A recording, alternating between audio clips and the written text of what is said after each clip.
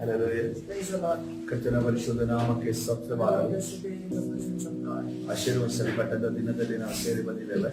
We are continuing our series, how to become a witness to His to resurrection of Christ Jesus. ಪುನರುತ್ಥಾನ ಹೊಂದಿದಂತ ಯೇಸುವಿಗೋಸ್ಕರ ಸಾಕ್ಷಿಯಾಗಿ ಯಾವ ರೀತಿ ನಿಲ್ಲುವುದು ಅನ್ನೋ ವಿಚಾರವಾಗಿ ನಾವು ಧ್ಯಾನ ಮಾಡ್ತಾ ಇದ್ದೇವೆ. See, church, I know about a pastor. ಸಭೆ ಒಂದು ಸೇವಕರ ಬಗ್ಗೆ ನನಗೆ ಗೊತ್ತಿದೆ. His name is Mike. ಅವರ ಹೆಸರು ಮೈಕ್ ಎಂದು. You know, before he turned to the Lord, ಅವರು ಯೇಸುವಿನ ಕಡೆಗೆ ಅಂದ್ರೆ ರಕ್ಷಣೆ ಹೊಂದುವುದಕ್ಕಿಂತ ಮುಂಚೆ, you know, so this pastor Mike, you know, before turning to the Lord Jesus Christ, ಈ ಸೇವಕರಾದ ಮೈಕ್ ಅವರು ಯೇಸು ಕ್ರಿಸ್ತನ ಕಡೆಗೆ ತಿರುಗುವುದಕ್ಕಿಂತ ಮುಂಚೆ, ಅದರ ರಕ್ಷಣೆ ಹೊಂದುವುದಕ್ಕಿಂತ ಮುಂಚೆ, you know, he was a guitarist. ಅವರೊಬ್ಬ ಗಿಟಾರ್ ಅನ್ನ ಬಾರಿಸುವಂತ ವ್ಯಕ್ತಿ ಆಗಿದ್ದರು. He was playing very heavy metal music. ಆ ಪಾಶ್ಚಾತ್ಯವಾದ ಒಂದು ಸಂಗೀತಗಳಿಗೆ ಅವರು ತುಂಬಾ ಆ ಒಂದು ಗಿಟಾರ್ ಅನ್ನ ಬಾರಿಸುತ್ತಿದ್ದರು. Coming to his lifestyle, he was using filthy language was so normal in his life. ಅವರ ಜೀವನ ಶೈಲಿಯನ್ನು ನೋಡುವಾಗ ಅವರ ಬಾಯಲ್ಲಿ ತುಂಬಾ ಕೆಟ್ಟ ಭಾಷೆಗಳನ್ನ ಉಪಯೋಗಿಸುತ್ತಿದ್ದರು. That was how was his lifestyle. ಅವರ ಜೀವಿತ ಆ ರೀತಿ ಇದ್ದು ಎಂದು Nobody was continuing in his life. ಆತ ಒಂದು ಜೀವಿತವನ್ನು ಮುಂದುವರಿಸಿಕೊಂಡು ಹೋಗುವಾಗ, Certain circumstances, ಆ ಕೆಲವು ಸಂದರ್ಭಗಳು ಬರುವಾಗ, he wanted to commit suicide. ಆ ಕೆಲವು ಸಂದರ್ಭಗಳು ಆತನ ಜೀವಿತದಲ್ಲಿ ಬಂತು, ಮತ್ತೆ ಆತನು ಆತ್ಮಹತ್ಯೆ ಮಾಡುವುದಕ್ಕೆ ಪ್ರಯತ್ನ ಪಡುತ್ತಿದ್ದಾನೆ. It was during these times, you know, someone preached him, shared the gospel. ಆ ದಿನಮಾನಗಳಲ್ಲಿಯೇ ಯಾರೋ ಒಬ್ಬರು ಈ ಯೇಸು ಕ್ರಿಸ್ತನ ಸುವಾರ್ತೆಯನ್ನು ಆತನಿಗೆ ಸಾರಿದರು. And invited him for a prayer service. ಒಂದು ಪ್ರಾರ್ಥನೆಯ ಒಂದು ಕೂಟಕ್ಕೆ ಬನ್ರಿ ಅನ್ನೋದನ್ನ ಆಹ್ವಾನ ಮಾಡಿದರು. That day when he attended prayer service, ಯಾವ ದಿವಸ ಆತನು ಆ ಒಂದು ಪ್ರಾರ್ಥನೆ ಕೂಟಕ್ಕೆ ಬಂದು ಆತನು ಭಾಗಿಯಾದನು, everything in his life completely changed. ಅವರ ಜೀವಿತದಲ್ಲಿ ಸಂಪೂರ್ಣವಾಗಿ ಬದಲಾಯಿತು. You know, when he is sharing his testimony, ಅವರು ಆ ಒಂದು ಸಾಕ್ಷಿಯನ್ನು ಹೇಳುವಂತ ಸಂದರ್ಭದಲ್ಲಿ, you know, next day when he went and he meets some of his friends who belong to some other band, music band.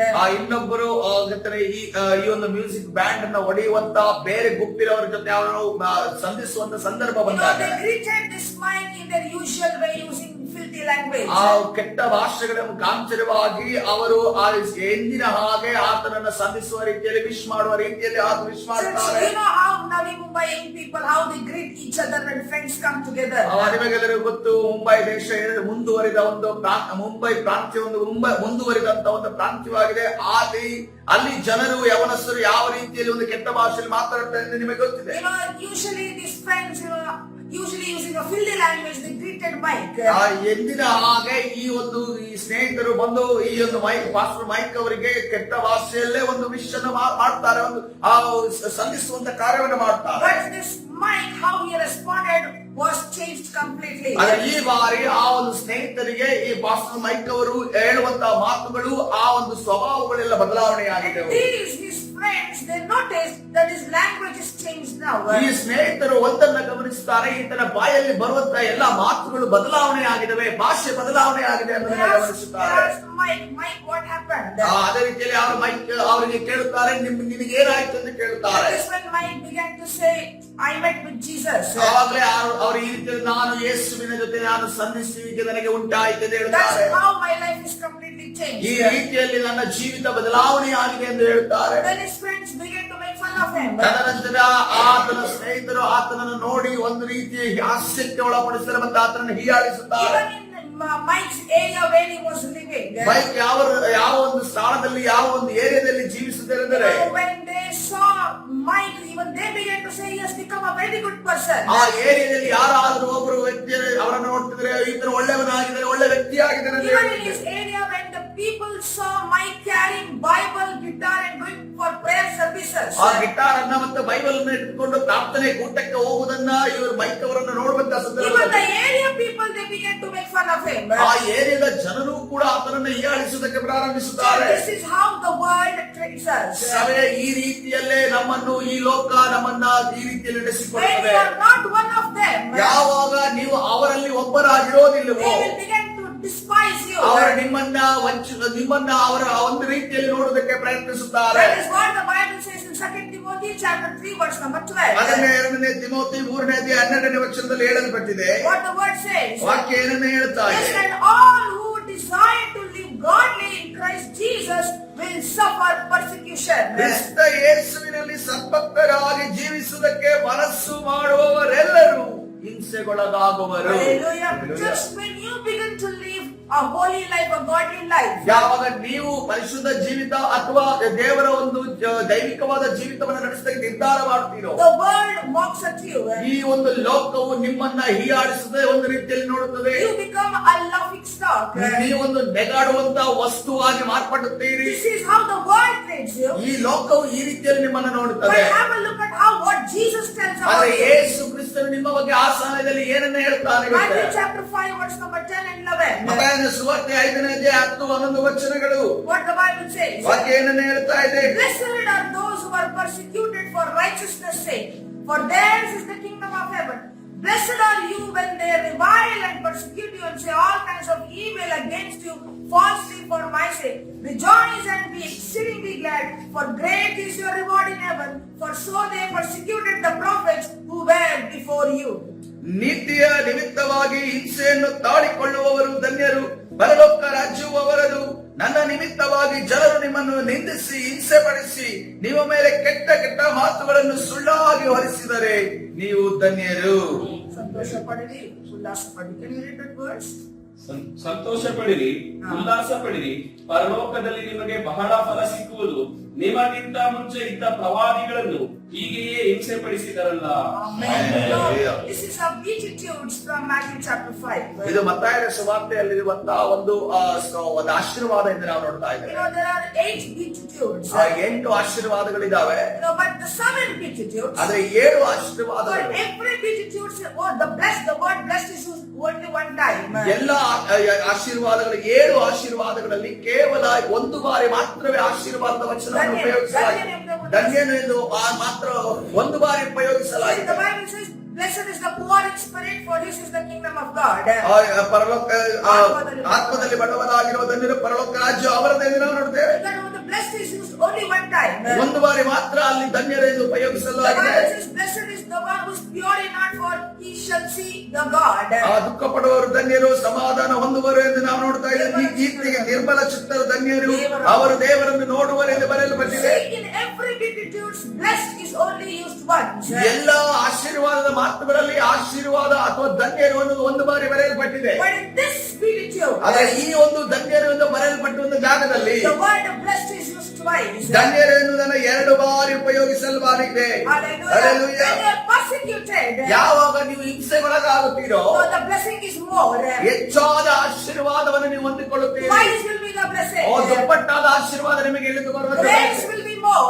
ಕೃಪೆಯು ಹೆಚ್ಚಾಗಿ ನಿಮ್ಮ ಮೇಲೆ ಇಳಿಯುತ್ತದೆ. Hallelujah. Hallelujah. That's the generous blessing that is given by God when you are persecuted. ನೀವು ಯಾವಾಗ ಹಿಂಸೆಗೊಳಗಾಗುತ್ತೀರೋ ಆವಾಗ ದೇವರು ಉದಾರವಾದ ಆಶೀರ್ವಾದ ನಿಮ್ಮ ಮೇಲೆ So I'm ಸುರಿಯುತ್ತಾನೆ. talking about persecution. I'm not saying all these things to discourage you. ಈ ಒಂದು ಹಿಂಸೆ ಎಂದು ಹೇಳುವಾಗ ನಿಮ್ಮನ್ನ ನಾನು ಉತ್ತೇಜನವಿಲ್ಲದ ರೀತಿಯಲ್ಲಿ ನಡೆಸುವುದಕ್ಕೆ ನಾನು ಬಯಸೋದಿಲ್ಲ. But to prepare you and encourage you for the blessing. ಆದರೆ ನಿಮ್ಮನ್ನು ಸಿದ್ಧ ಮಾಡುವುದಕ್ಕೆ ಮತ್ತು ಅದೇ ರೀತಿ ನಿಮ್ಮನ್ನು ಉತ್ತೇಜನ ಪಡಿಸುವುದಕ್ಕೋಸ್ಕರವಾಗಿ ಆಶೀರ್ವಾದವನ್ನು ಹೊಂದುವುದಕ್ಕೆ ಉತ್ತೇಜನ ಪಡಿಸುವುದಕ್ಕೆ ನಿಮಗೆ ಹೇಳ್ತಾ ಇದೆ. Don't step back because you are being persecuted. ನೀವು ಹಿಂಸೆಗೊಳಗಾಗುತ್ತೀರಾ ಎನ್ನುವ ಮಾತ್ರಕ್ಕೆ ಯಾವುದೇ ಕಾರಣಕ್ಕೂ ನಿಮ್ಮ ಕಾಲನ್ನ ಹಿಂದೆ ಇಡಬೇಡ್ರಿ, ಹೆಜ್ಜೆಯನ್ನು ಹಿಂದೆ ಇಡಬೇಡ್ರಿ. But step forward because you will become a witness for the resurrected Jesus Christ. ಪುನರುತ್ಥಾನ ಹೊಂದಿದಂತ ಯೇಸುವಿಗೋಸ್ಕರ ಸಾಕ್ಷಿಯಾಗಿ ನಿಲ್ಲುವುದಕ್ಕೋಸ್ಕರ ನೀವು ಹೆಜ್ಜೆಯನ್ನು ಮುಂದಿಡಬೇಕಾಗಿದೆ. Hallelujah. Coming back to Pastor Mike's testimony. Mike ಅವರ ಒಂದು ಸಾಕ್ಷ್ಯ ವಿಚಾರವಾಗಿ ಮತ್ತೆ ನೋಡುವುದಾದರೆ Now when he's been persecuted everywhere, ಎಲ್ಲಾ ಕಡೆ ಅವರು ಹಿಂಸೆಗೊಳಗಾಗುವಂತ ಸಂದರ್ಭ ಬಂದಾಗ because of his changing attitude, ಅವರ ಒಂದು ಬದಲಾವಣೆ, ಅವರ ಒಂದು ಸ್ವಭಾವದ ಬದಲಾವಣೆ ನಿಮಿತ್ತವಾಗಿ ಅವರು ಹಿಂಸೆಗೊಳಗಾಗುವಾಗ now he is becoming a witness, a true witness for the resurrected Jesus O Christ. ಪುನರುತ್ಥಾನ ಹೊಂದಿದಂತ ಯೇಸುವಿನ ವಿಚಾರವಾಗಿ ಸಾಕ್ಷಿಯನ್ನು ಅವರು ಹೊಂದಿದ್ದಾರೆ ಎಂದು ನಾವು ನೋಡ್ತಾ You know, ಇದ್ದೇವೆ. people continue to make fun of him for certain years. ಜನರು ಒಂದು ಸ್ವಲ್ಪ ವರ್ಷಗಳವರೆಗೆ ಅವರನ್ನ ಹೀಯಾಳಿಸುವುದಕ್ಕೆ, ಅವರನ್ನ ನಗೆಯ ಒಂದು ವಸ್ತುವನ್ನಾಗಿ ಮಾಡುವುದಕ್ಕೆ ಪ್ರಯತ್ನಿಸಿದರು. But for a few years later, ಸ್ವಲ್ಪ ವರ್ಷಗಳಾದ ನಂತರ things change in his life. ಅವರ ಜೀವಿತದಲ್ಲಿ ಸಂದರ್ಭಗಳು ಬದಲಾವಣೆಯಾದವು. The best part is coming now. ಈಗ ಒಂದು ಉತ್ತಮವಾದ ಒಂದು ವಿಚಾರ ಬರ್ತಾ ಇದೆ. The people and the friends who were making fun of him, now they have turned to the Lord. ಯಾರು ಆತನನ್ನ ಹೀಯಾಳಿಸುತ್ತಿದ್ದಾರೋ, ಆತನ ವಿರೋಧವಾಗಿ ನಿಂತಿರೋ ಅವರೆಲ್ಲರೂ ಕೂಡ ಈಗ ರಕ್ಷಣೆ ಹೊಂದಿದ್ದಾರೆ. But few hadn't turned to the Lord. ಅಲ್ಲೇ ಕೆಲವು ಜನರು ದೇವರ ಕಡೆ ತಿರುಗಲಿಲ್ಲ. But secretly they were giving their prayer request to this pastor. ಆದರೆ ಗುಪ್ತವಾಗಿ ಈ ಸೇವಕರಿಗೆ ತಮ್ಮ ಪ್ರಾರ್ಥನೆಯ ವಿನಂತಿಗಳನ್ನ ಇವರಿಗೆ ಮೊಬೈಲ್ ಮುಖಾಂತರವಾಗಿ ಕಳುಹಿಸುತ್ತಾರೆ. The same will happen in your lives too. ನಿಮ್ಮ ಜೀವಿತದಲ್ಲಿ ಕೂಡ ಇದೇ ನಡೆಯುತ್ತದೆ. Hallelujah. Hallelujah. I have testified, I have witnessed the same kind of testimony in my life. ನನ್ನ ಜೀವಿತದಲ್ಲಿ ಕೂಡ ಇದೇ ರೀತಿಯ ಸಾಕ್ಷಿಯನ್ನ ನನ್ನ ಜೀವಿತದಲ್ಲಿ ಕೂಡ ಉಂಟಾಗಿದೆ. My friends who really made fun of me, ನನ್ನ ಸ್ನೇಹಿತರು ಯಾರು ನನ್ನನ್ನು ಕ್ರಿಸ್ತನ ನಿಮಿತ್ತವಾಗಿ ಹೀಯಾಳಿಸುತ್ತಿದ್ದಾರೋ, who really made fun of my belief in Christ, ಕ್ರಿಸ್ತನಲ್ಲಿರುವಂತಹ ನಂಬಿಕೆ ವಿಚಾರವಾಗಿ ನನ್ನನ್ನು who ಹೀಯಾಳಿಸುತ್ತಿದ್ದರು, really made fun of my lifestyle, ನನ್ನ ಒಂದು ಜೀವನ ಶೈಲಿಯನ್ನು ನೋಡಿ ಅವರು ಯಾರು ಹೀಯಾಳಿಸುತ್ತಿದ್ದಾರೋ, who really made fun of my prayer life. ನನ್ನ ಪ್ರಾರ್ಥನೆ ಜೀವಿತದ ವಿಚಾರವಾಗಿ ಯಾರು ಹೀಯಾಳಿಸುತ್ತಿದ್ದಾರೋ, After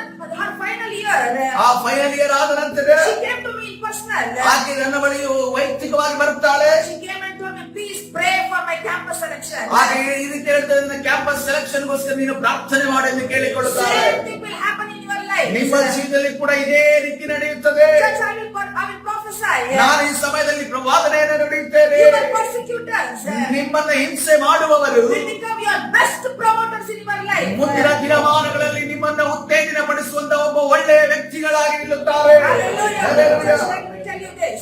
ಒಂದು ವಿಚಾರ ನಿಮಗೆ ಹೇಳ್ತೇನೆ, Even a dead fish, it can go with the flow of the water.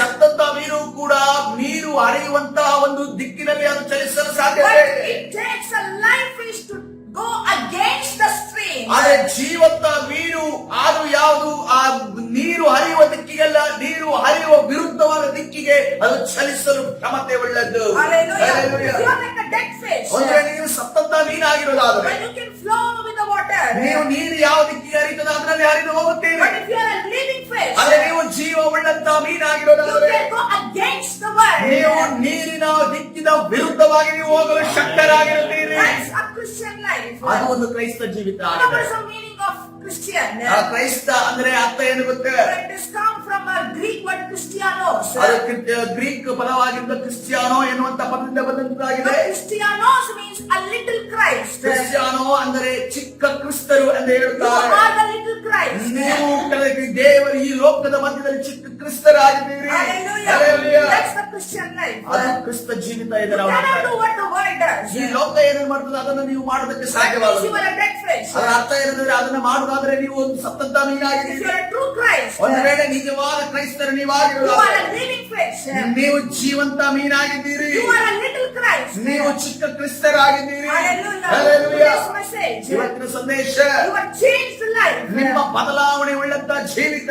You are changed life when you are persecuted. ನೀವು ಯಾವಾಗ ನೀವು ಬದಲಾವಣೆ ಆಗುತ್ತೀರೋ ಆವಾಗ ಯಾವಾಗ ನಿಮಗೆ ಹಿಂಸೆಯ ಅನುಭವ ಆಗ್ತದೋ, Your persecutions, you are going to become a witness of the resurrected Jesus. ನಿಮ್ಮ ಹಿಂಸೆಗಳು ಕ್ರಿಸ್ತನ ಮುಂದೆ ಕ್ರಿಸ್ತನಿಗೋಸ್ಕರ ಅದು ಒಂದು ಪುನರುತ್ಥಾನದ ಕ್ರಿಸ್ತನ ಸಾಕ್ಷಿಯಾಗಿ ನಿಲ್ಲುತ್ತದೆ. Hallelujah. Hallelujah. Praise the Lord. ಕರ್ತನ ಪರಿಶುದ್ಧ ನಾಮ. This is the word of the Lord. ಇದು ದೇವರ God ವಾಕ್ಯವಾಗಿದೆ. bless everyone according to 2 Timothy chapter 3 verse number 12. ಎರಡನೇ ತಿಮೋಥಿ 3ನೇ ಅಧ್ಯಾಯ 12ನೇ ವಚನದ ಪ್ರಕಾರ, Matthew chapter 5 verse number 10 and 11. ಅದೇ ರೀತಿಯಲ್ಲಿ ಮತ್ತಾಯನ ಸುವಾರ್ತೆ 5ನೇ ಅಧ್ಯಾಯ 10, 11, 12 ವಚನಗಳ ಪ್ರಕಾರ ದೇವರು ನಿಮ್ಮೆಲ್ಲರನ್ನು ಆಶೀರ್ವದಿಸುತ್ತಾರೆ.